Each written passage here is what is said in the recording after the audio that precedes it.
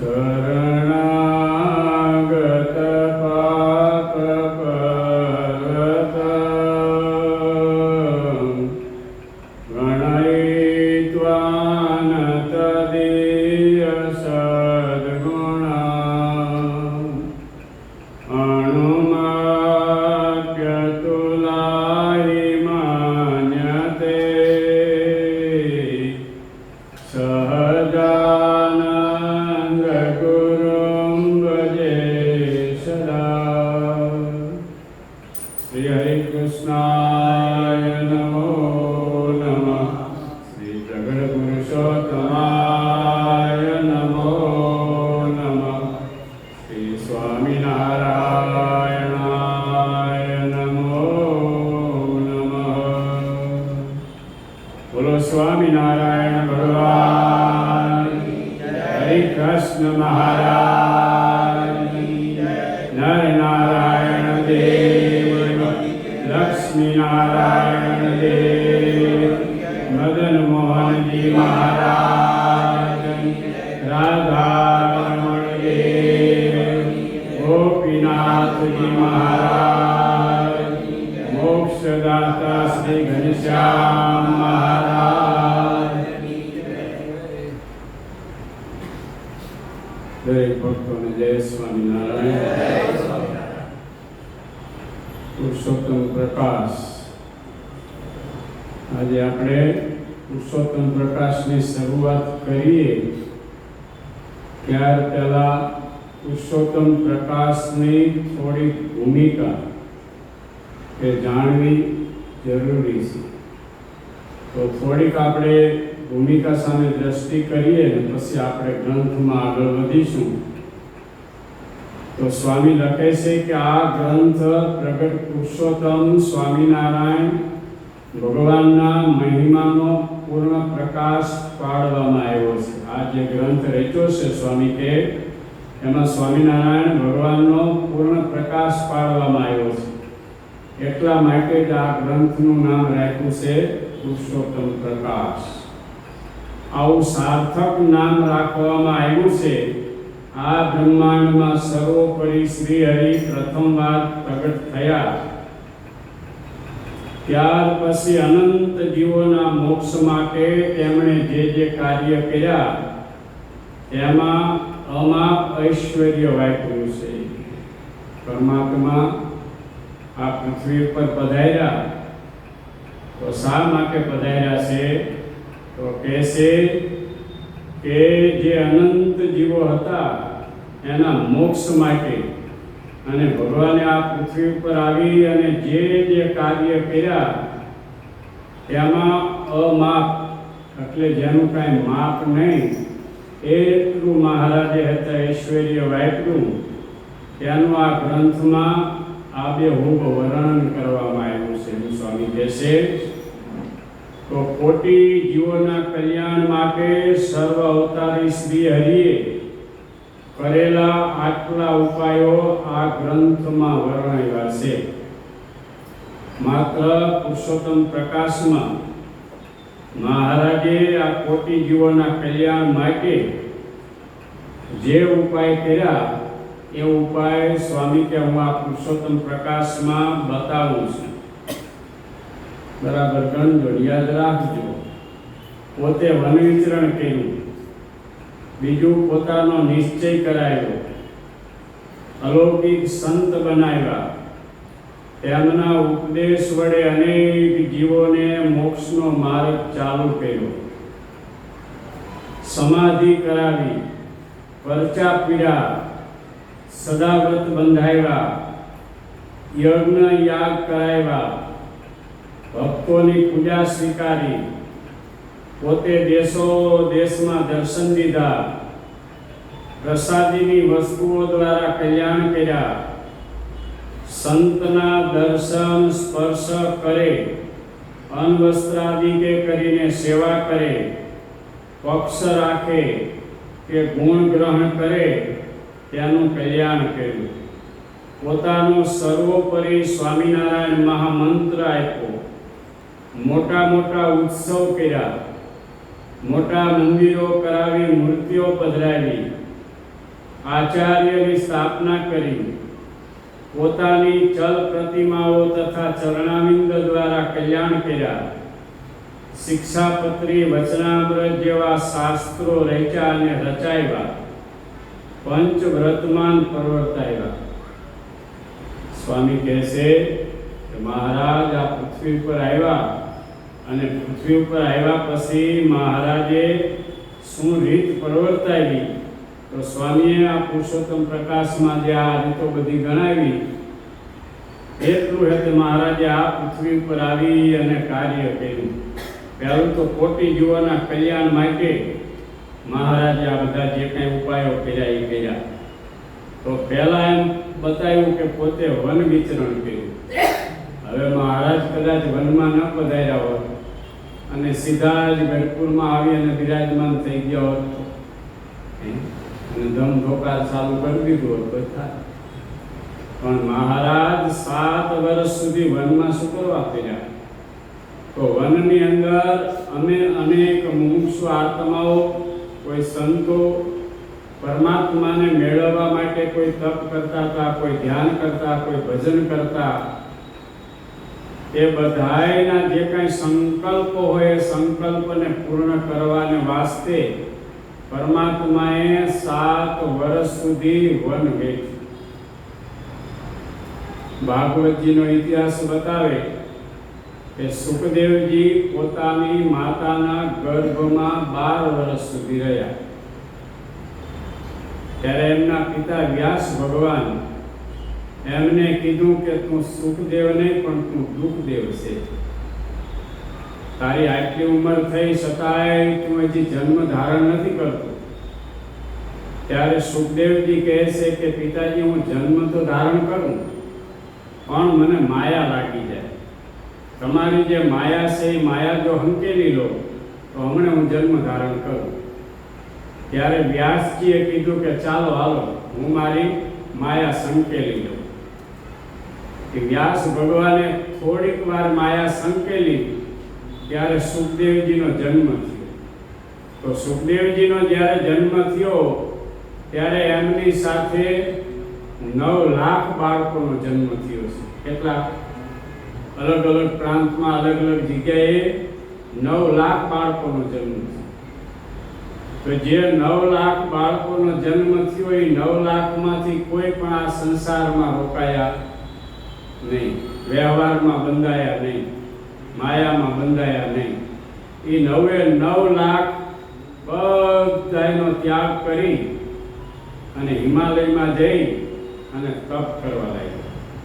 હવે આ બાજુ સુખદેવજી હતે જન્મ થયો ને તરત દોડવા લાગ્યા. એટલે પાછળ એમના પિતા વ્યાસ, બેટા ઉભો રે, બેટા ઉભો રે, બેટા ઉભો રે એમ કહે. ત્યારે એમને આકાશવાણી દ્વારા એને જવાબ આપ્યો કે તમે મારા બાપ નથી, હું તમારો દીકરો નથી. આ તો ખાલી એક નિમિત્ત છે. એટલે કે હું તમને કહેતો હતો કે માયા લાગી જાય, માયા લાગી જાય, એટલે હું જન્મ ધારણ નહોતો કરતો. પછી દોડવા લાગ્યા. એટલે વ્યાસ ભગવાનને એમ થયું કે હવે આ પાછો તો આવશે નહીં. ત્યારે એને આકાશવાણી દ્વારા એને જવાબ આપ્યો કે તું જા તો ભલે જા, પણ ગુરુ કરીને તો જનક રાજાને કરજો. વિચાર કરીએ. એમ ન કીધું કે ફલાણું જંગલ હે ને ત્યાં એક માયકમાં છે, તપ કરે છે, ભજન કરે છે, હિમાલયમાં ફલાણા માયકમાં છે, ત્યાં જઈએ ફલાણા. એ ન કીધું. તું જા તો ભલે જા, અને ગુરુ જો તારા જીવનમાં કહે તો જનક રાજાને તું ગુરુ કરજે. એમ કરતા કરતા પોતે આગળ નીકળી ગયા. આગળ જતા જતા એ મિથિલા નગરીમાં ગયા અને ત્યાં કોઈ પેરેગરેના માણસ હોય છે રાજાને. એને પૂછ્યું ભાઈ મારે જનક મહારાજાને મળવું છે.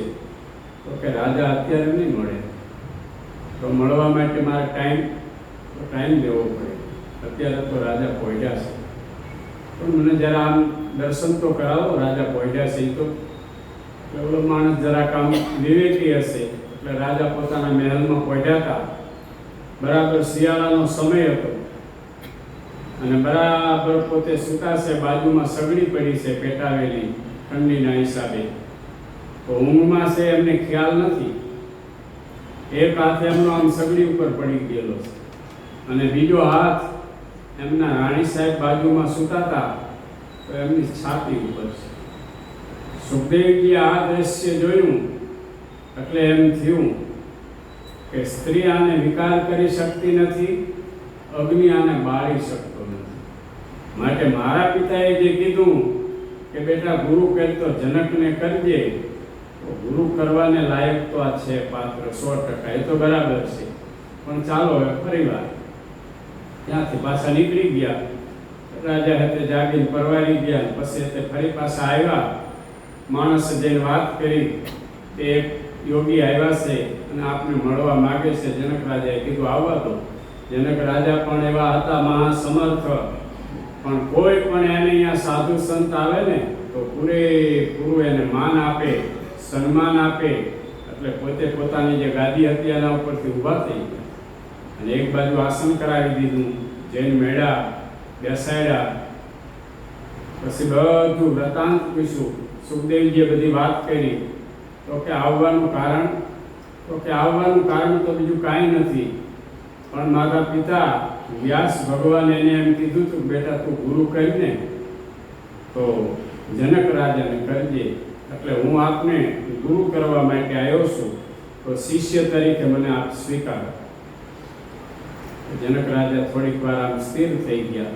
પછી કીધું કાંઈ વાંધો નહીં, શિષ્ય તરીકે તમને સ્વીકારો, પણ આ જગત આ દુનિયામાંથી તમે મને નકામામાં નકામી વસ્તુ હોય ને લાવી દો. એટલે તરત ત્યાંથી ઊભા થઈ ગયા. ઊભા થઈને બહાર બજારમાં આવ્યા એટલે એક પથ્થર પડ્યો તો એ પથ્થરને ઉપાડ્યો. એટલે પથ્થરને વાચા થઈ કે ભાઈ હું નકામો નથી, હું ઘણા બધા કામમાં આવું છું, ઘણા બધા ઉપયોગમાં આવું છું, એટલે હું નકામો નથી. એટલે પથ્થરને મૂકી દીધો. વળી ધૂળ હતી તો માટી મુઠ્ઠી ભરી, તો એમાંથી પણ વાચા આવી, અવાજ આવ્યો ભાઈ હું પણ નકામી નથી, હું ઘણા બધા ઉપયોગમાં આવું છું. ખેડૂત અન્ન વાવે તો એ અન્ન પાછું પેદા કરીને બધાનું પોષણ કરું છું. માણસોને કોઈને મકાન ચણવા હોય તો એની અંદર પણ ઉપયોગ આવું છું. સરસ મજાના મારા માટીના વાસણો બને છે એમાં ઉપયોગ આવું છું. હું નકામી ચીજ નથી. વળી એને મૂકી દીધી.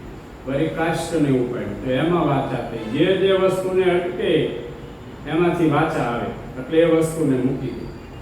એમ કરતા કરતા પોતે સવારે બહેર ઘૂમી ગયા. રેટલી વિષ્ટા હતી કે વિષ્ટાને જ્યાં ઉપાડવા ગયા ત્યાં વિષ્ટામાંથી વાચા આવી કે ભાઈ હું નકામી તો નહોતી.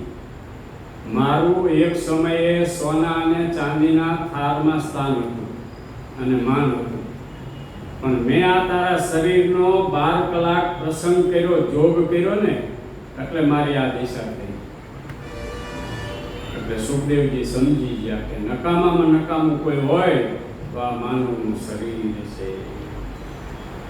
પણ છતાંય સંતોએ ગાયું, ભાગવતજીમાં કીધું કે દુર્લભો માનુષો દેહો દેહી નામ. દુર્લભમાં દુર્લભ કોઈ હોય તો આ માનવનું શરીર છે. હવે દુર્લભમાં દુર્લભ માનવનું શરીર આપણને બધાયને મળ્યું છે. હવે દુર્લભ વસ્તુ મળ્યા પછી પરમાત્માને મેળવવાને વાસ્તે આ દુર્લભ શરીરથી આપણે કેટલો પ્રયત્ન કરીએ છીએ અને જગતનું પદાર્થ મેળવવાને માટે રાત દિવસ કેટલો દાખલો કરીએ છીએ. તો જ્યારે આપણે આપણા અંતરાત્માને પૂછીએ ત્યારે ખબર પડે. એટલે કવિએ કીધું કે પૂછી જોય અંતરને તારા, હૈયે રાખી હાથ કહો ને ક્યાંથી રીજે ના. પુણ્ય ગયું તારું પરવારી, વધી રહ્યું છે પાપ કહો ને ક્યાંથી રીજે ના. રાત્રે સૂતા હોય, નીંદર ઉડી જાય, પછી આપણે આપણો જમણો હાથ લઈ અને હૃદય ઉપર મૂકવા. શું કરવા? હૃદયમાં અંતર્યામી પરમાત્મા છે. ત્યાંથી આપણને જવાબ આવશે કે ભાઈ ખરેખર તને આ માનવનું શરીર લઈ અને મોકલો છે શું કરવા? તારા મોક્ષ માટે, તારા આત્યંતિક કલ્યાણ માટે. તો તું 24 કલાકમાં તારા આત્યંતિક કલ્યાણ માટે, મોક્ષ માટે કેટલો દાખલો કરેશ, અને જગતનું નાશવંત એવું જે પદાર્થ એને મેળવવા તું દાખલો કેટલો કરેશ. તો જ્યારે આપણે એને બેયને આમ બરાબર સરખાવીએ ત્યારે આપણને એમ ખ્યાલ આવે કે ભાઈ ખરેખર જગતનું પદાર્થ મેળવવા માટે, પંચ વિષય માટે જેટલો આપણે દાખલો કરીએ છીએ એટલો ભગવાન ભજવા માટે અને આત્યંતિક કલ્યાણ માટે કરતા એ તરત જ એની અંદરથી આપણને અવાજ આવશે. તો આજ વિચાર કરીએ કે જનક રાજા રાજમાં હોવા છતાં પુત્ર પરિવાર બધું એને હતું, પણ છતાંય જ્યારે કથાનું આમ મંગલાચરણ થાય ત્યારે જ્યાં સુધી જનક રાજા ગાદીનું સ્થાન એનું ન સંભાળે ત્યાં સુધી તે કથા આગળ ચાલે. હવે 84,000 ઋષિઓએ સભામાં આવી બેઠા હોય પણ છતાંય જનક રાજા ન આવે ત્યાં લગી આગળ ચાલે. જનક રાજા આવે એનું સ્થાન ગ્રહણ કરે પછી કથાની શરૂઆત થાય. ત્યારે બધાય ઋષિમુનિઓ બેઠા હતા.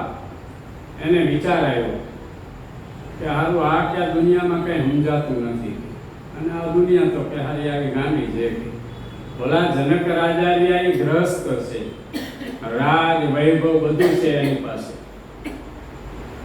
અને આપણે તો જંગલમાં રહીશી, કોઠા બોરા ખાઈશી, વસ્તીમાં ક્યારેક આવી ક્યારેક નથી પણ આવતા, અને આ તો રેચા પીચા રાજમાં રહેશે, પુત્ર પરિવાર બધું એને હોવા છતાં આ દુનિયા આ જગત એને વિદેહી કે, અને આપણે બધું છોડી દીધું, પુત્ર પરિવાર સ્ત્રી ધન ધામ કુટુંબ કાંઈ કરતા કાંઈ આપણા નામે નહીં, જંગલ સિવાય.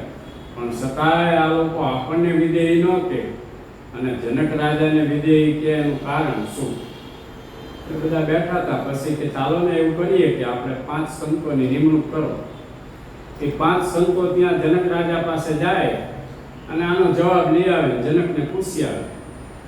એટલે નક્કી કર્યું. એટલે 5 સંતો હતા આવ્યા મિથિલા નગરીમાં. જનક રાજાએ જોયા, ઊભા થયા, સ્વાગત કર્યું, બેસાડ્યા.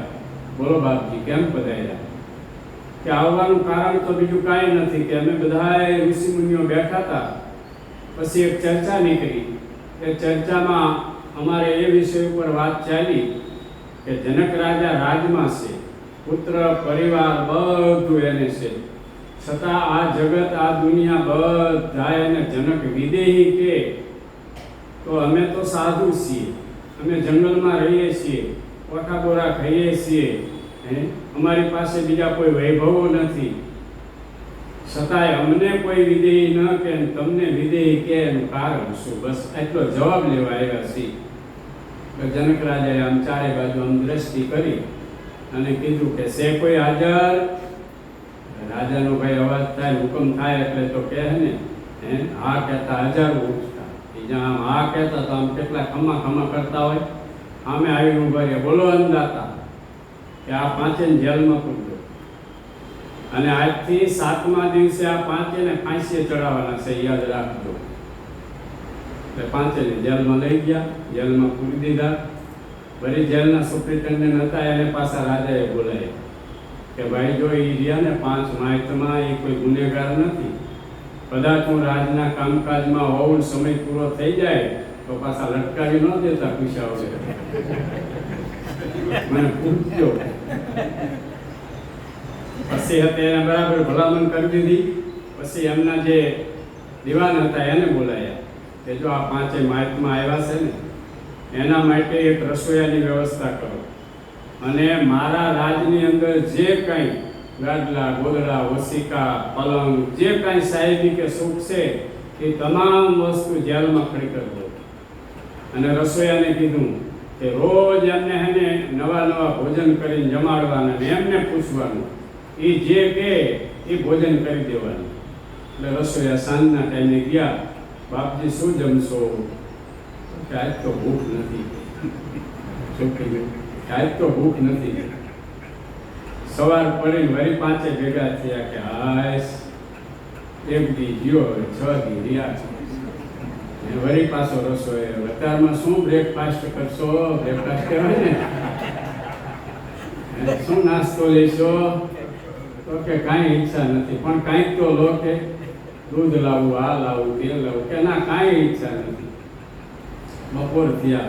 શું બપોરે ભોજનમાં, મિષ્ટાનમાં જેવું તેવું બનાવ્યું, જેવું તેવું થોડુંક જેમાં વળી પાછા ભેગા થાય કે હવે ક્યારે દિવસો જાય છે એમ કરતા વળી બીજી રાત્રે જાય એટલે વળી પાછા ભેગા થાય કે આજ 2 જઈ 5 રહી. હવે એ વિચાર કરો, જંગલમાં રહેતા હતા તો અહીંયા કોઈ સુવિધા નહોતી, અહીંયા પૂરેપૂરી સુવિધા હતી. ત્યાં તો આમ પૃથ્વી ઉપર શયન કરતા હતા. અહીં તો હાઈ ક્લાસ મજાના પલંગ હતા, ગાદલા હતા, ગાલ મસૂરિયા હતા, બધું હતું. પણ નીંદર આવે નહીં, આમથી આમ ને આમથી આમ પડકા ફેરા કરે ને હવાર પાડી દેવો. એમ કરતા કરતા 7 દિવસ પૂરા થઈ ગયા. પછી સુપ્રિન્ટેન્ડન્ટ આવ્યા કે ઓલા મહાત્માઓને 7 દિવસ પૂરા થઈ ગયા છે, શું કરવાનું છે? તો કાંઈ લાવો. પછી રાજા આગળ લઈ ગયા. પછી રાજાએ કીધું કે ભાઈ જો, અમારો એવો નિયમ હોય કે કોઈ પણ માણસને ફાંસીએ ચડાવવાનો હોય ને ત્યારે એને પૂછવામાં આવે કે ભાઈ તારી ઈચ્છા હોય એ બોલ. એટલે એની જે ઈચ્છા હોય, ખાવાની, પીવાની, એના કોઈ સંબંધીને મળવાની, તો એ બધો બંદોબસ્ત થઈ જાય અને છેલ્લી એની આખરી જે ઈચ્છા હોય એ પૂર્ણ થાય. એટલે આ 5 મહાત્માને બોલાવ્યા અને કીધું, બોલો તમારી છેલ્લી અંતિમ ઈચ્છા શું છે? તો કે અંદાતા બીજી તો ઈચ્છા નથી, પણ હવે ફાંસીમાંથી બચે એવો કે ઉપાય હોય તો બતાવો. આ ઈચ્છા છે, બીજી કાંઈ ઈચ્છા. રાજાએ કીધું કે એમાં શું? એમાંથી બચે એવો ઉપાય છે. તો શું? તો કે હું તમારા હાથમાં તેલના પાત્ર આપું અને આ મારી મિથિલા નગરી છે ને, એ આખી મારી મિથિલા નગરીમાં તમારે આંટો મારી આવવાનો અને ક્યાંય જો તેલનું ટીપું ન ઢોરાય તો તમારી સજા માફ થાય, પણ ક્યાંય જો તેલનું ટીપું ઢોરાય તો સજા માફ ન થાય, તો તમને ફાંસીએ લટકાવવામાં આવે. બોલો છે તૈયારી? અરે લાવો લાવો. આ માથ લાંબા કર્યા. પણ જોજો, અરે કે હરે નહીં કે તમે હલવાની શું વાત, ઢોરાવાની શું વાત કરો? હા, એક ટીપું હરે નહીં. બંને હાથમાં તેલના પાત્ર આપ્યા, અરે માણસો મૂક્યા કે બરાબર ધ્યાન રાખજો. અને અગાઉ રાજાએ કહી દીધેલું કે જે રીતે આપણે દશેરાનો દિવસ હોય અને આપણી આખી આ મિથિલા નગરી જેમ તમે શણગારો છો ને એ રીતે શણગારી નાખજો. આખી મિથિલા નગરી હાઈ ક્લાસ મજાની આમ ઇન્દ્રપુરીને શરમાવે ને એવી કરી નાખી શણગારીનો માણસોએ. અને આ તેલના પાત્ર લઈને આમ નીકળ્યા. ફરતા ફરતા ફરતા ફરતા ફરતા આવી ગયા રાજા આગળ. રાજાએ સાથે માણસો હતા, એને પૂછ્યું કે ક્યાંય તેલ કે ના, ક્યાંય ટીપું ઢોરાનું નથી, જાઓ તમારી સજામાં. હવે શાંતિ. પછી રાજાએ ભોજન કરાવ્યું. રાજા પોતે ભેગા બેઠા અને ખૂબ 7 દિવસના આમ ભૂખ્યા જેવા હતા ને, અને ખૂબ ભોજન કરાવ્યું, ખૂબ ભોજન કરાવ્યું, આમ પીરસી પીરસીને આગ્રહ કરી કરી. પછી બેઠા. પછી રાજાએ કીધું કે મહાત્મા બોલો, મારી મિથિલા નગરી કેવી? કે તારી મિથિલા નગરીમાં તેલ સિવાય કઈ છે જ નહીં. શું કીધું? તારી આ મિથિલા નગરી છે એમાં તેલ સિવાય કાંઈ છે જ નહીં. રાજા કે ન હોય એવું? કે હા, કે કાંઈ છે નહીં. કાંઈ વાંધો નહીં. દિવાનને કીધું કે આપણી બગી લાવો, ઘોડાગાડી લાવો, આ 5 મહાત્માને બેસાડો અને ફરીવાર મિથિલા નગરીમાં લઈ જાઓ. ફરીવાર જ્યાં શરૂઆત કરીને જોતા આમ થયા કરે હો. અને જ્યાં જાય ને આમ કલાક ખાતે જોવા ઊભા રહી જાય એવી આમ દેદીપ્યમાન શણગારેલી મિથિલા નગરી એ ફરીને 8-6 કલાકે ફરીને આવ્યા. પછી રાજાએ કીધું કે કાં મારી મિથિલા નગરી? અંદાતા તમારી મિથિલા નગરી તો સ્વર્ગને શરમાવે ને એવી છે, ઇન્દ્રપુરીને શરમાવે ને એવી તમારી મિથિલા નગરી છે. તો જનક રાજા કે જેના માટે તમે આવ્યા હતા ને એ ઉત્તર થઈ ગયું, પણ કે સમજાણું નહીં. તો કે આવી મારી મિથિલા નગરી હોવા છતાંય આ મિથિલા નગરી મને બાદ કરી શકતી નથી. એટલે બધાય આ જગત અને આ દુનિયા મને વિદેહી કહે છે અને તમારે આગળ પાછળ કાંઈ રાંગે એવું છે નહીં. છતાંય કીધું કે 7મા દિવસે ફાંસી તો ઊંઘ જતી રહી, ખોરાક બંધ થઈ ગયો, ને આમ તમે જોવો તો કાયા હાથનીમાં તમારી મોરી. બસ આટલી જ વાત છે. તો સ્વામિનારાયણ ભગવાને વચનામૃતની અંદર જનક રાજાને ઘણી બધી જગ્યાએ યાદ કર્યા છે. રાજાઓ તો ઘણા બધા હતા, પણ જનક રાજાને કેમ યાદ કર્યા? તો જ્યારે ભક્તો કે જનક રાજાના ચરિત્ર, એ ઇતિહાસો વાંચીએ ને, ત્યારે ખરેખર આપણને એમના જીવનમાંથી જીવન જીવવાની પ્રેરણા મળે. મહારાજે જે ભક્તો, જે સંતો, જે બાઈઓ ભક્તો, જેને મહારાજે શાસ્ત્રમાં જ્યાં યાદ કર્યા હોય ને, તો એની પાછળ ખરેખર આપણે થોડીક મહેનત કરવી જોઈએ, થોડોક દાખલો કરવો જોઈએ કે મહારાજે આ ભક્તોને કેમ યાદ કર્યા છે. લોયાનું ત્રીજું વચનામૃત વાંચીએ તો લોયાના ત્રીજા વચનામૃતની અંદર મહારાજે કમસે કમ 22 ભક્તોને યાદ કર્યા છે. મહારાજે એમ કીધું કે ગુંદાળી ગામના કાઠી બે હરિભગત. તો પ્રથમ પાસો શિવાનંદ સ્વામીનો પ્રશ્ન છે. મહારાજે શરૂઆત કરી તો કે ભગવાન ને ભગવાનના સંતને અર્થે શું ન થાય? લોકલાજનો ત્યાગ કરે, કુટુંબનો ત્યાગ કરે, સ્ત્રીનો ત્યાગ કરે, સ્ત્રી હોય તે પુરુષનો ત્યાગ કરે. મહાત્મ જ્ઞાને સહિત જે નિશ્ચય હોય એના લક્ષણ બતાવ્યા. તો પછી આગળ ઉપર બધાએ ભક્તોના એક નામ લેતા ગયા અને છેલ્લે પછી એમ કીધું કે ગુંદાળી ગામના કાઠી બે હરિભગત, એની મહારાજે વાત કરી. પછી મહારાજે હતે ઓલા માજીને યાદ કર્યા. મહારાજ હતે આમી ગામના પાદરમાંથી નીકળ્યા, આ કુએ પાણી ભરતા હતા, એટલે બીજા બહેનોએ કીધું કે હે માજી, જો તમારા ભગવાન જાય તો પાણીનો ઘડો ભરી અને પાછળ ગયો. હે મહારાજ ઉભા રહો, હે મહારાજ ઉભા રહો. ઉભા રહ્યા. મહારાજ કે બોલો શું છે? તો મહારાજ મારે ઘેર પધારો, થાળ બનાવું, ભોજન કરીને પછી જાઓ. મહારાજ કે અત્યારે સમય નથી, પછી ક્યારેક આવશું. તો પછી કે મહારાજ આપ માણકી ઘોડી ઉપર બેઠા બેઠા આપનો જમણો ચરણ છે ને, એ આ પાણીના ગળામાં બોરી દો. મહારાજ કે પછી શું કરશો આ જળને?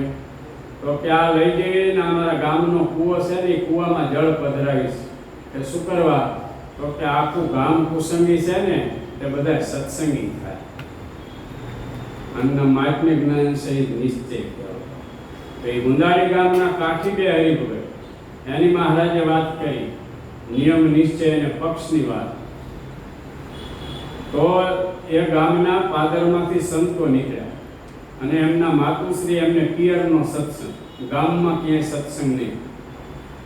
એટલે માયજીએ કીધું કે સંતો, મારો ઘણા સમયનો સંકલ્પ છે કે મારે સંતોને ભોજન કરાવવું. તો આપ ગામના પાદરથી નીકળ્યા છો, આગળ બીજું ગામ દૂર છે, ક્યાંય ભોજન મળે ન મળે તો મારે ત્યાં આવો અને ભોજન કરીને પછી જાઓ. એટલે સંતો આવ્યા. સંતોને એક બાજુ ઉતારો આપ્યો, સીધું આપ્યું. બીજા સંતો કથા વાર્તા કરવા લાગ્યા. એમાં ગામના જે મુખી કોઈ હશે ને, એને ખબર પડી કે ભાઈ ફલાણાને ત્યાં તો સ્વામિનારાયણના સંતો આવ્યા છે. અરે ગામ બગાડશે, કાઢો કાઢો. કે શું કીધું? ગામ બગાડશે, કાઢો. હવે ગામ સુધારે કે બગાડે? પણ જગતના મગજમાં આ વસ્તુ હતી કે ગામ બગાડે. શું કરવા? કે જે કંઈ દુરાચાર હોય, જે કંઈ વ્યસનો હોય, જે કંઈ બધી એમની આઉટલાઈનો હોય, એના ઉપર સંતો વાતનો પ્રહાર કરે એટલે એ જીવને ગમે નહીં. એટલે સંતો ત્યાં ઉતરાતા. પછી હતી ગામના મુખીને ખબર પડી એટલે એને એના માણસોને મોકલ્યા કે જાઓ કહેજો અત્યારે ને અત્યારે ગામ બહાર નીકળી જાય. ત્યારે આ ભાઈ ગયા અને કીધું ભાઈ મુખીનો ઓર્ડર છે, હુકમ છે. અત્યારે ને અત્યારે આ સંતો ગામ બોલા માજીએ વિનંતી કરી કે ભાઈ સંતો રોકાવાના નથી, આ ખીચડી મૂકી છે, ખીચડી થઈ જાય, ખીચડી જમી અને સંતો નીકળી જવાના છે. મૂકીને કહેજો ગમણે જતા રહેશે. આવીને માણસે કીધું એટલે પાછું મૂકીને તો ભાઈ એની સત્તાનો તોર હોય એટલે તરત કીધું કે ના અત્યારે ને અત્યારે. એટલે બીજા માણસોને મોકલ્યા. સંતોની આમ ખીચડી ચડતી હતી ને એને આમ પાકું મારીને આંગળીને પાડી દીધું. બીજું જે કંઈ હતું બધું અભડાવી દીધું. એટલે સંતો પછી તરત જ ખંભે જોરિયું લઈને ભગવાનનું નામ લઈને ચાલતા થઈ ગયા. માજી ઉદાસ થઈ ગયા. આજ મારે ઘેર સંતો આવ્યા હતા અને હું અભાગણી કે મારો કણિકો આજ સંતોને કામ આવ્યો નહીં અને હું સંતોને જમાડી શકી નહીં. એટલે અંતરમાં અતિશય દુઃખ થયું, અતિશય એટલે પોતે જમ્યા નહીં, કાંઈ નહીં, હા હોશિયારા થઈ અને ઓસરીના દેહ ઉપર બેસી ગયો. દીકરા બે કામે ગયા હતા. એ બે દીકરા બરોબર આવ્યા અને માજીને રડતા જોયા. ત્યારે કીધું કે માં કેમ રડેશ?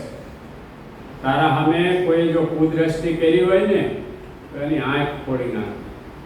તારા સામે કોઈ હાથ ઉગામ્યો હોય ને તો એનો હાથ કાપી નાખી. અમે તારા પેટે જન્મ લીધો છે, તું જલ્દી બોલ માં, તું રડેશ કેમ? ત્યારે રડતા રડતા માં એવું બોલ્યા કે બેટા મારે પેટ તમે દીકરા તરીકે જન્મ્યા ને એના કરતા પાણા જન્મ હોત ને તો સારું. અરે માં એવું શું છે, બોલ તું જલ્દી. તો કે આજ તારા મામાના સાધુ આવ્યા હતા અને એને મેં આ સીધું આપ્યું હતું, જો આ બધું અભડાવી દીધું, ગામના મુખિયા આવું કરાયું. એટલે તરત જ બે ભાઈ ઘોડેસવાર થઈ હથિયાર લઈ અને જ્યાં એ મૂકીની ડેરી હશે ને અહીંયા આવ્યા. કે આજ ઓલા સ્વામિનારાયણના સંતો આવ્યા હતા, એને ગામ બહાર કોને કાઢ્યા? એટલે એને તો ભાઈ પાવર હોય ને, એટલે કે અમે કાઢ્યા, અમે આમ કર્યું ને. એટલે ઘોડા ઉપર બેઠા બેઠા આમ કરીને આમ તલવાર ભાઈ જ્યાં વીજીને આ એ કહે 2-5 માથા ઉગાડી દીધા. અને પછી બે ભાઈ મારતા ઘોડે માંડ્યા ભાગવા. પાછળ આખું ગામ છૂટું વાયર લઈને એ જાતા જાતા ગઢપુરના સીમાડામાં ભેગા થઈ ગયા અને ત્યાં ધીંગાણું થયું. અને ત્યાં હવે આ માણસો જાજા હતા ને આ બે ભાઈ હતા, એટલે બંને ભાઈ ત્યાં મરાયા. મહારાજ અક્ષર ઓરડીમાં પડ્યા હતા તો મહારાજ એકદમ આમ ઝબકીને જાગી ગયા. પ્રભુજી જલ્દી માણકી ઘોડી લાવો. પ્રભુજી માણકી ઘોડી તૈયાર કરીને લાયા. મહારાજ અસવાર થઈને મારતી ઘોડીએ ત્યાં આવ્યા. એક ભાઈની લાશ આમ પડી છે, એક ભાઈની આમ પડી છે. મહારાજે પોતે ઉપાડ્યા, બેયને પાયે લાવી પોતાના ખોળામાં બેયના માથા રાખ્યા. અને મહારાજ એને હજી આમ બ્રહ્મનિંદ્રમાં જીવ હશે એટલે મહારાજે બેય ઉપર દ્રષ્ટિ કરી એટલે બેયને શરીરમાં સાતા આવી વાચા થઈ. ત્યારે મહારાજે કીધું કે બોલો, તમારી જો જીવવાની ઈચ્છા હોય ને તો તમને જીવિત દાન આપું, અને કદાચ તમારે જીવવું ન હોય ને તો મારું અક્ષરધામ આપું. બેમાંથી તમને જે પ્રિય હોય જે વાલું હોય બોલો. ત્યારે બેય ભાઈએ હાથ જોડીને કીધું કે મહારાજ, તમને મેળવવાને માટે ઋષિ મુનિઓને માથે રાપડા થઈ જાય છે, છતાંય અંતકાળે તમારું દર્શન દુર્લભ છે. અને અમને મહારાજ સહેજે જો તમારું દર્શન થયું હોય, તમારો સ્પર્શ થયો હોય તો એથી રૂડું શું હોય? મહારાજ તમારા ચરણના સમીપમાં રાખો.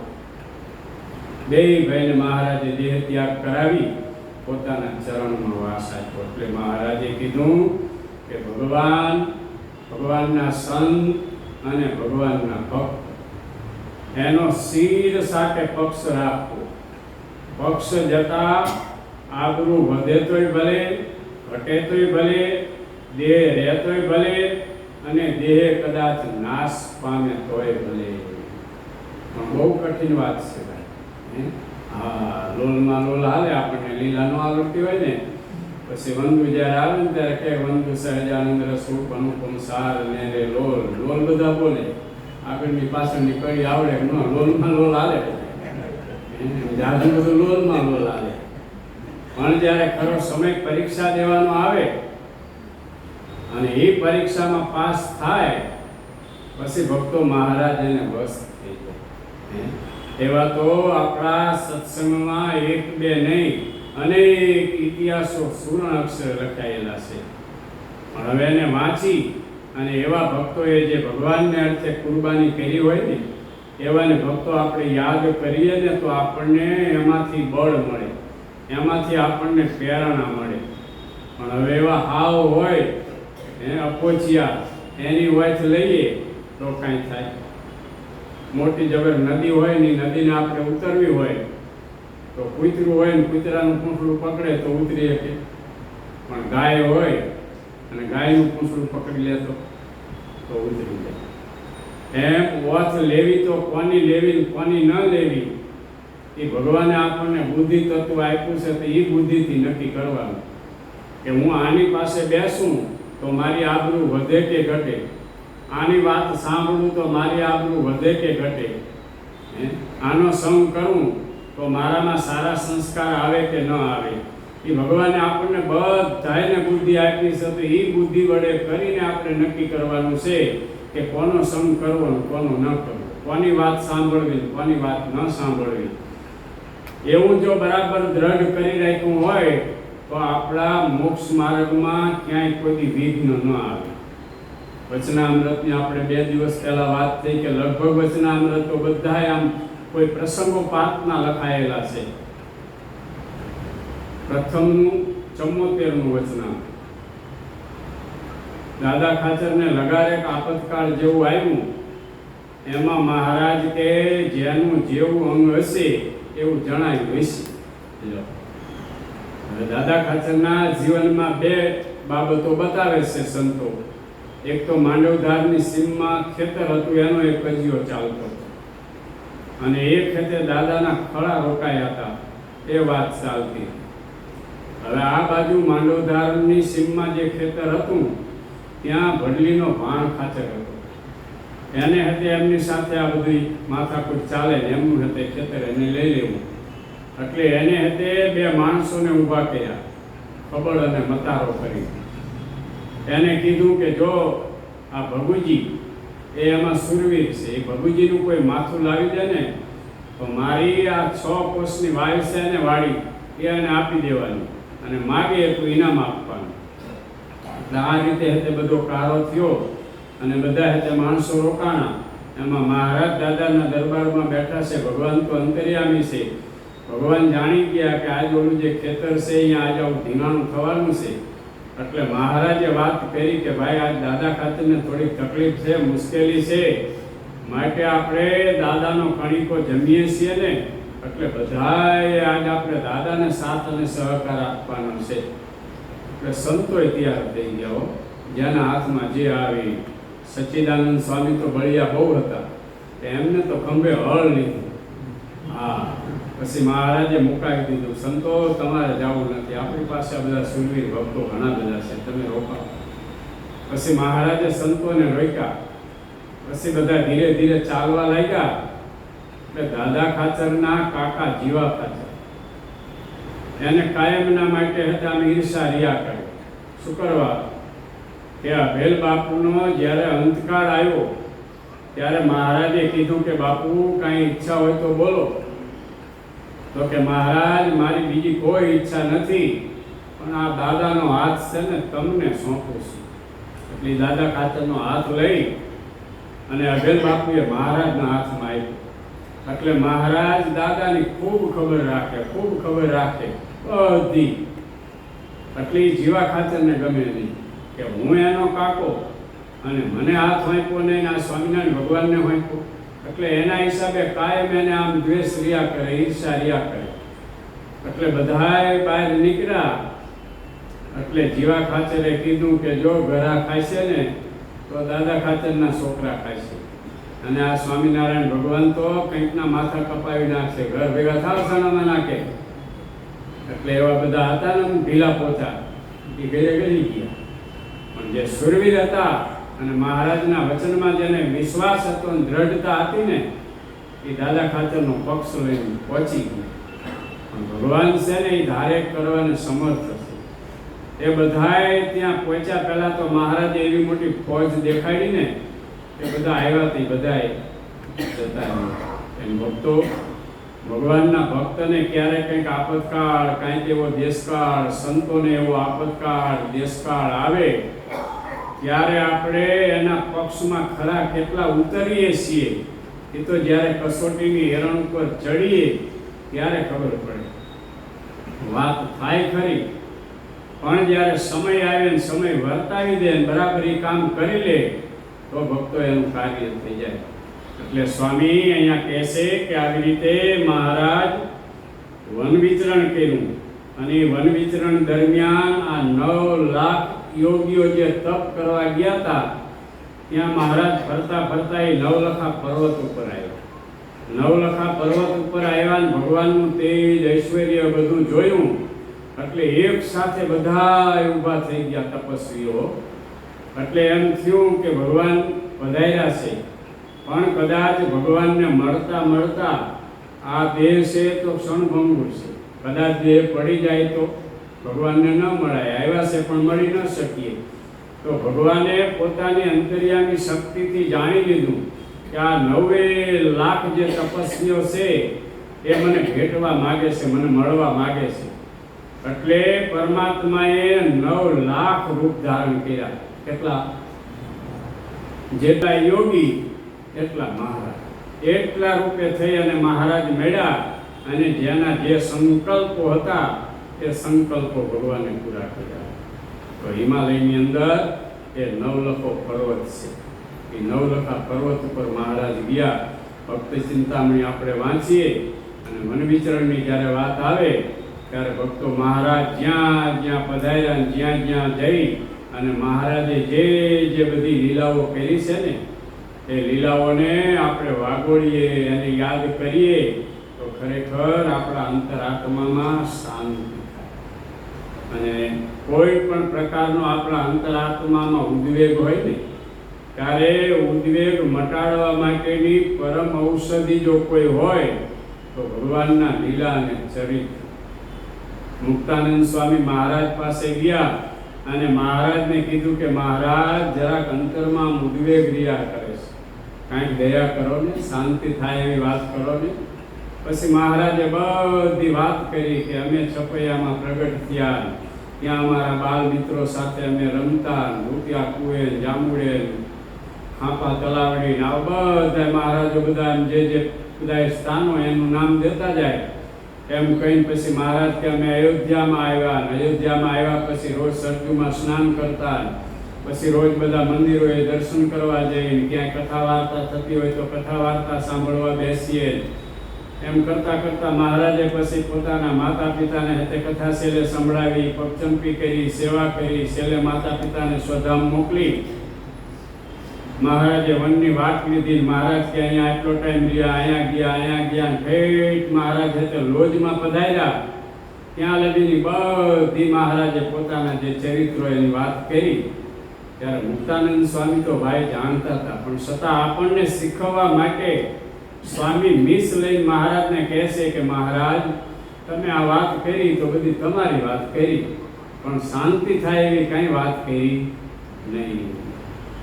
ત્યારે મહારાજ કે સ્વામી એમ કરો, ગુજરાતમાં જાઓ, ગુજરાતમાં કેરીઓ બહુ પાકી, કેરીઓ ખાઈશો ને એટલે શાંતિ થઈ જશે, જાઓ. એમ કરી મુક્તાનંદ સ્વામી મહારાજ ઉભા કર્યા. મુક્તાનંદ સ્વામી ગોપાળાનંદ સ્વામી પાસે ગયા.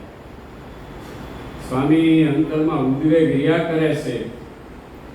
મહારાજ પાસે ગયો, મહારાજને વાત કરી કે મહારાજ કંઈક શાંતિ થાય એવી વાત કરો. ત્યારે મહારાજ આ બધી માંડી વાત કરી. 7 વર્ષ વનમાં ફર્યા ને એટલો સપૈયા રહ્યા ને એટલું અયોધ્યા રહ્યા, ફરતા ફરતા લોજમાં આવ્યા, આ બધી વાત કરી.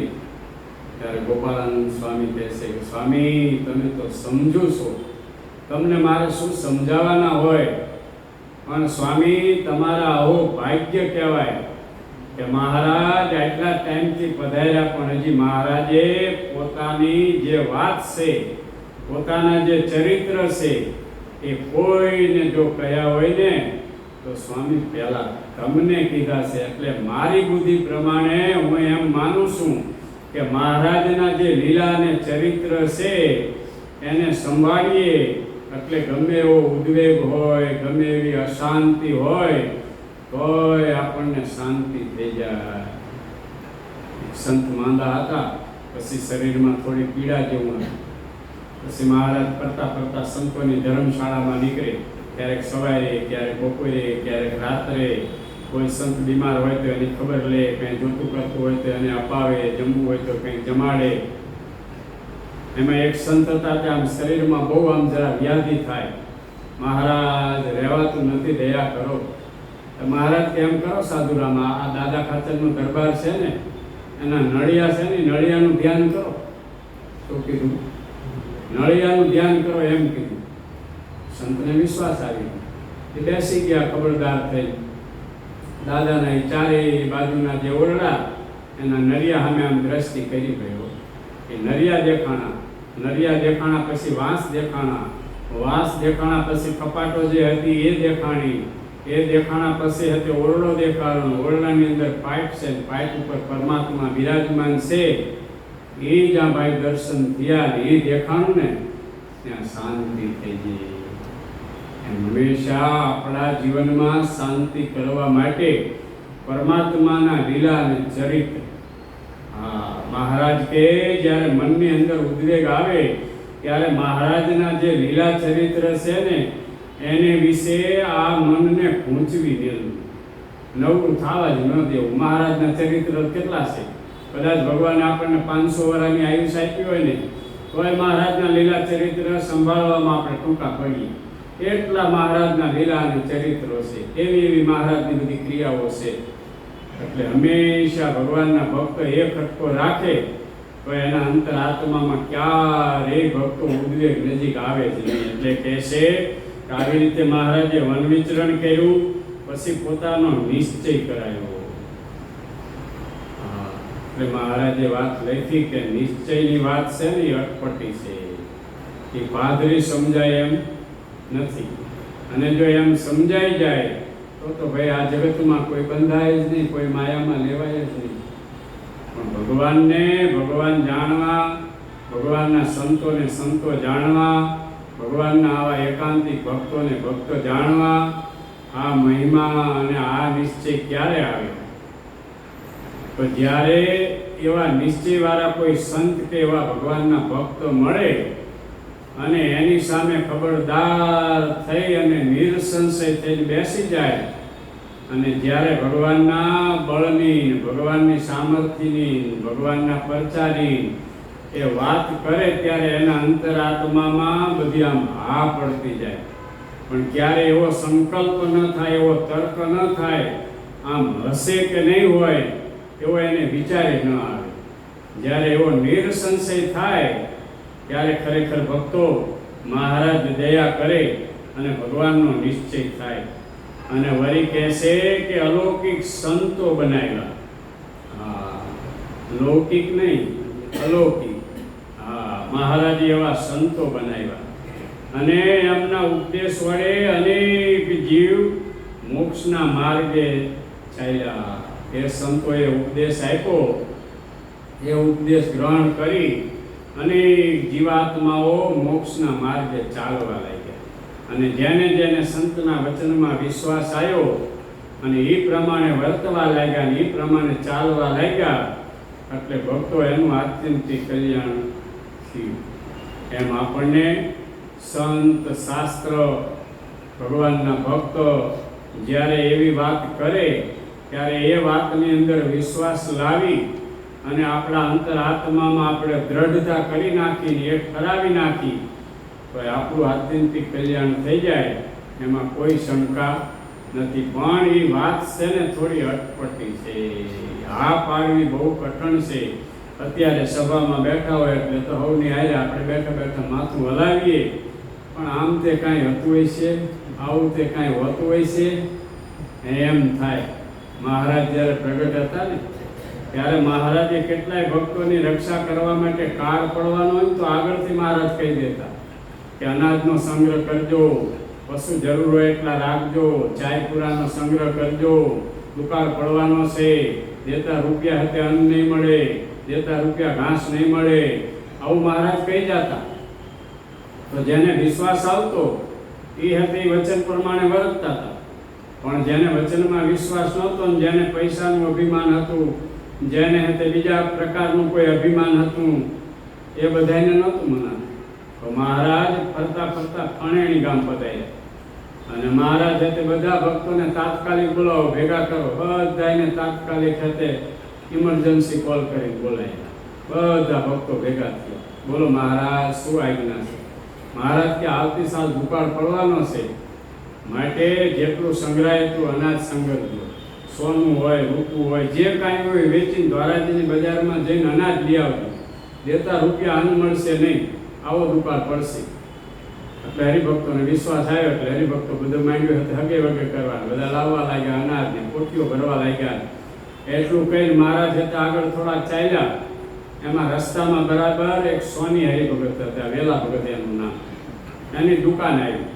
એટલે મહારાજે એની દુકાન આગળ માણકી ઘોડી ઊભી રાખી અને કીધું કે વેલા રૂપિયા હોય ને તો રૂપિયા દઈ, સોનું દઈ, રૂપું દઈ અને ધોરાજીની બજારમાંથી જેટલું અન્ન મળે ને એટલું અન્ન સંગરજો. આગળ કાળ પડવાનો છે, દેતા રૂપિયા દેતા સોના, અન્ન નહીં મળે. એટલે એને ભાઈ થોડું ખેતે ધનનો મદ હતો, સોનાનો મદ હતો. એટલે જેવો આમ ગલો ખોલ્યો અને એ વખતે રોકડા રૂપિયા, એટલે રોકડા રૂપિયા એ સોના મોર ને જે કંઈ છે ને એનો કોબો ભરી અને હાથમાં આમ બેઠા બેઠા ઉછાળવા લાગ્યા. મહારાજ સોનું રૂપું અને રૂપિયા હોય ને તો બધું મળે, નો શું મળે. પછી મહારાજ માણકી ઘોડીથી નીચે ઉતરીને મહારાજે બજારમાંથી કાંકરા વીણ્યા, નાના નાના બધા છબલા. અને મહારાજે છબલા વીણીને હાથમાં ઉછાળીને એમ કીધું કે વેલા છબલા કામ આવે તો તારું હોનું કામ આવે, જા. સમજાય? અને ભક્તો એવી જ પરિસ્થિતિ થઈ. જેટલું સોનું રૂપું જે કંઈ રૂપિયા હતા ને પોટકું બાંધી ધોરાજીની બજારમાં ફરે. કોઈ અન્ન આપો, કોઈ અન્ન આપો, કોઈ પાસે અન્ન નહીં. પછી મહારાજ આગળ આવ્યા. મહારાજ તમારી વાતમાં સહેજ મને સંશય થયો, તમારું વચન મનાનું નહીં. દેતા સોનું, દેતા રૂપિયા, દેતા રૂપું, મહારાજ ક્યાંય મુઠી અનાજ નથી મળતું. પછી મહારાજે જ્યાં જ્યાં અનાજ સંગ્રહાયું હતું ત્યાં બંદોબસ્ત કરી એને અનાજ અપાયું અને એમ કરીને કાળ એનો ઉતરાયો. એમ ભક્તો, ભગવાન કે ભગવાનના સંત કે ભગવાનના ભક્ત જ્યારે આપણને વચન કહે ને ત્યારે એ વચન આપણને મનાય તો સમજી લેવાનું કે આપણને એમને વિશે આત્મબુદ્ધિ છે. પણ હવે સાધુને શું વ્યવહારિક ખબર પડે? એ તો કે એમ આપણે બધું ન કરવાનું હોય, આપણે કરતા હોય એમ કરો. હવે કરતા હોય એમ કરે પછી હલવાય અને પછી આવે બાપા દયા કરો ને, બાપા દયા કરો ને. હવે બાપા આખા માથે બેસી જાય તો પહેલા તારો મેર પડે એવું નથી. કીધું તારે જીવને મનાણું નહીં. એમ ગુણાતીતાનંદ સ્વામી જુનાગઢમાં હતા. પછી એક હરિભગત આવ્યા કે સ્વામી થોડું પૂછવા આવ્યો છું, રજા લેવા આવ્યો છું. સ્વામી કે બોલો ને. પૂરું કર્યો થોડી કે બહાર. સ્વામી કે બોલ ભાઈ શું છે? તો કે સ્વામી દીકરાનું વ્યવસાય તો કરી નાખ્યું છે, હવે દીકરાના લગ્ન કરવા છે. એમને ઘણું બધું પાછું ફેલાયું પણ હવે વ્યવસાય ને ઉતાવળ કરે છે કે આ સાલ તો લગ્ન કરવા જ પડશે. એટલે સ્વામી થોડીક વાર આંખ બંધ કરીને બેસી ગયા. પછી સ્વામીએ કીધું કે આ સાલ ન કહે તો સારું કે, પણ કે સ્વામી હાલે એવું નથી, લગ્ન કરવા પડે એવું, નહીંતર વ્યવસાય તૂટી જાય એવું છે. ઘણું સ્વામીએ કીધું પણ કે સ્વામી ચાલે એવું નથી. તો સ્વામી કે કાંઈ વાંધો નહીં, ભલે આજ કદાચ લગ્ન કરીને તો 6 મહિના સુધી દીકરાને વાડીએ ન જવા દેતો, અને કદાચ વાડીએ જાય ને તો જે શેરડીનો કોલો ચાલે છે ને ચીચુડો, એના ઉપર ન બેસવા દેતો. અને કદાચ એના ઉપર બેસેલ કંઈ એક્સિડન્ટ થાય, કંઈ વાગે કરે ને તો ગાડામાં નાખીને એને ઘેરે ન લાવતો. અને કદાચ એને ઘેરે લાવીને તો ગામમાં ઢોલ વાગતો હોય ને અહીંયા ન લાવતો. કેટલું સ્વામીએ કીધું. લગ્ન કર્યા ધામધૂમ. થોડોક ટાઈમ થયો અને બરાબર હતા એના બાપુજી કંઈક બહાર ગામ ગયા છે. એટલે એના માતુશ્રીએ કીધું કે બેટા વાડીઓવાળા દાડિયાને હાથે એનું ભાત દિયાય ને. એટલે ભાત દેવા આવ્યો. એટલે ઓલાએ કીધું ભાઈ થોડીક વાર જો આ ચલાય ને તો અમે હતે જમી લઈ. એટલે એ હતે પોતે ચલાવવા બેઠો, એમાં હતે કોલું પીલાતું હતું, એમાં પડી ગયો એટલે ખૂબ એને વાગ્યું બધું. ગાડામાં નાખીને એને ઘેરે લાવતા હતા. એમાં બરાબર ગામમાં હતે જાનનો ઉગલો થતો હતો, જાનને વિદાય આપતા હતા. એમાં ઢોલ તો પછી શું બાકી રહે, સનેડો એમાં પછી કંઈ કહેવાનું આવે જ નહીં ને. ગઈ જાય કૂદવા માંડ્યો. હા, જવાનિયા તો કૂદે પણ ગઈ જાય સનેડો લે. હવે એવા ઢોલ વાગે અને એમ કરતા ભાઈ આને હાથે ધર્મનો આંચકો આવી ગયો અને ઓફ થઈ ગયો. બધો વિધિયાનો પતી ગયો. પછી સ્વામી આગળ જુનાગઢ આવી સ્વામીના ખોરામાં માથું મૂકીને રડવા લાગ્યા. સ્વામી કે કેમ ભગત રડો છો? સ્વામી આવું બન્યું. સ્વામી કે ભાઈ અમે તો તને ના પાડી હતી. ના તો પાડી હતી, પણ સ્વામીએ કેટલા બધા એના જીવન બચાવવા માટે સ્ટેપ આપ્યા હતા. એમ ખરેખર ભક્તો ભગવાનના સંત અને ભગવાનના ભક્ત એનું વચન જો મનાઈ જાય અને જીવમાં હા પડી જાય તો ખરેખર આપણું આ લોક અને પરલોક બે સુધરી જાય. નહીતર આ લોકે બગડે અને પરલોકે બગડે. એટલે સંત છે ને એટલા માટે સ્વામીએ ગાયું કે સંત પરમ હિતકારી જગત માય સંત પરમ હિતકારી. આ જગતમાં સંત છે ને એ આપણા પરમ હિતકારી છે, પરમ હિતેશુ છે. હવે એવી રીતે જો આપણે હિતકારી હિતેશુ મનાય તો આપણને એના વચન મનાય. જો એ ન મનાય તો એના વચન ન મનાય તો પછી ભાઈ કાંઈક દુઃખ આવે, કાંઈ તકલીફ આવે, મુશ્કેલી આવે, એ તો એ ભગવાન કે ભગવાનના સંત હોય ને એ અંતર્યામીપણે જાણતા હોય. એટલે મહારાજ બોલ્યા છે, નિષ્કુળાનંદ સ્વામીએ ભલે એમની કલમે લખ્યું પણ બોલ્યા છે મહારાજ કે સંત માનજો મારી મૂર્તિ રે, એમાં ફેર નથી એક રતિ રે. સંત જમે તે ભેળો હું જમું રે, સંત ભમે તે ભેળો હું ભમું રે. એને વિચાર કરો જોઈએ. મહારાજ કે આ સંત છે ને એ મારી મૂર્તિ છે એમ માનજો, અને એમાં મારામાં એક રતિનો ફેર નથી. એ જમે તેના ભેગો હું જમું. ગોપાળાનંદ સ્વામી વડોદરામાં જમે શિવરામ મિત્રને ત્યાં, તો વિચાર કરો એ થાળ તૈયાર થાય, મહારાજને બોલાવે એટલે મહારાજ આવી જાય. એ જળનો અખોરો હોય અધૂરો થાય, પીરસેલા ભોજન હોય ઓછા થાય, મુખવાસ મહારાજને અર્પણ કરેલો હોય તો મુખવાસ ઓછો થાય. વિચાર કરો. આવી રીતે ભગવાન છે ને એ પોતાના એવા એકાંતિક સાધુ ને એકાંતિક ભક્ત હોય ને એને આધીન છે. એટલે મહારાજનું બળ રાખવું, મહારાજનું ભક્તો ખૂબ ભજન કરવું અને ખૂબ ગુણગ્રાહી દ્રષ્ટિ કેળવવી. બસ આ મેઇન મુદ્દો આપણો હાથે હાથથી રહેશે, એકથી નહીં. હા, એમ કરતા કરતા કોઈને આ શબ્દની ચોટ લાગી જાય અને આ શબ્દ એના જીવનમાં ઉતરી જાય કે ભાઈ આપણે હતે પુરુષોત્તમ પ્રકાશની 7 દિવસ કથા સાંભળી, એમાં વારે સ્વામી આ શબ્દ લાવતા હતા કે અભાવને અવગુણથી સેટું રહેવું, અભાવને અવગુણથી સેટું રહેવું. તો ખરેખર આપણે એનાથી હવે સેટું રહેવું છે. જે કંઈ આગળ ભૂલ થઈ કે આગળ જે કાંઈ થયું એ બધું લેટ ગો કરી અને હવે ભૂલ્યા ત્યાંથી ફરીને જાગ્યા, ત્યાંથી સવાર. એમ કદાચ તે આપણે એ રસ્તે ચડી ગયા હોય, એ રસ્તો અપનાવી લીધો હોય ને તો એ રસ્તેથી પાછું વળી જવું, કારણ કે ખોટનો રસ્તો છે. હા, એ રસ્તો સારો નથી, અને સારો નથી એટલે જ મહારાજે વારે એના ઉપર વાત કરી હોય. એ આપણે દ્રઢ કરી અને જીવમાં ઉતારીએ તો મહારાજ આપણી ઉપર રાજી થાય. બોલો સ્વામિનારાયણ ભગવાન. આજની પ્રસાદીના યજમાન મનીષભાઈ બાલુભાઈ અને ઠક્કર અનિલભાઈ ગાંધીધામવાળા નવા હરિભક્ત છે. બહુ સરસ. ભગવાન એમને ખૂબ બળ આપે અને ભગવાન ખૂબ ભજન કરવાની શક્તિ આપે. બોલો સ્વામિનારાયણ ભગવાન. આરતી